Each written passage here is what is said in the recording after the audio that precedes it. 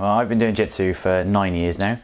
I've been teaching Cardiff for 2.5, and before that I was teaching Cardiff on and off through London and Swansea as best as I could.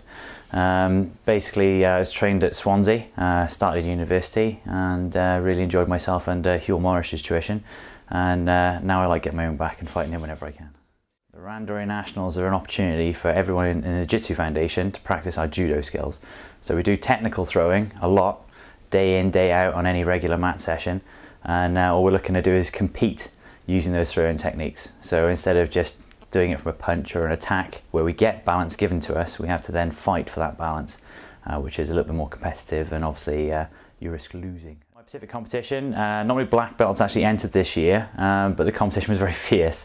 The groundwork competition started off with myself fighting a second dan from Scotland, Sensei Bruce, who was labelled as indestructible before I got my hands on him. He went to put an arm lock on me, and in the process of putting the arm lock on me, I twisted, rotated and broke his shoulder, so he was then destroyed. Then went on to fight another very large gentleman from Scotland again, and he managed to beat me and went on to the final. I ended up having to fight another chap, a guy called Andy Millard, who's also a second dan, and unfortunately I lost to him in my runners-up final. For the standing fighting, managed to do a round robin because there weren't enough competitors willing to enter, and I had to watch the first fight, suss out my competitors, and then the continuing 2 fights I won.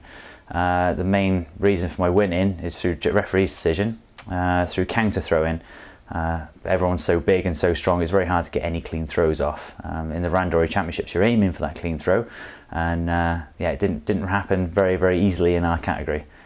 But obviously the counter throwing counted and counted and counted and counted until eventually I managed to either pull off a clean throw, or the referees decided they'd seen enough. The club did very well. I'm very proud of my younger brother Winston. He managed to become 4th in the Open, which is the big championship. That's the main one everyone really wants to win. It's a bit unfortunate because I would have ended up fighting him in the semi-final if it wasn't for a referee's decision. So it's gutted. So I had to make sure next year we get a really good fight in and meet either in the final or a semi-final. That would be you know, make up for it this year. He also got a gold and a silver in his blue belt category. We had a nice little girl of Tracy Arend. She's a vet, and she managed to go up and produce a silver medal in her category. So very proud of her, considering she doesn't actually like competing in judo. She did very well indeed. We had a novice win a silver medal as well.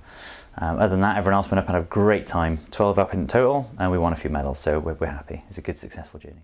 We're looking at a varsity competition with Swansea University. Trouble we're having at the moment is the university wants to set up a university varsity match, and at the moment we're associated with UIC as opposed to university, and they don't take part in the varsity.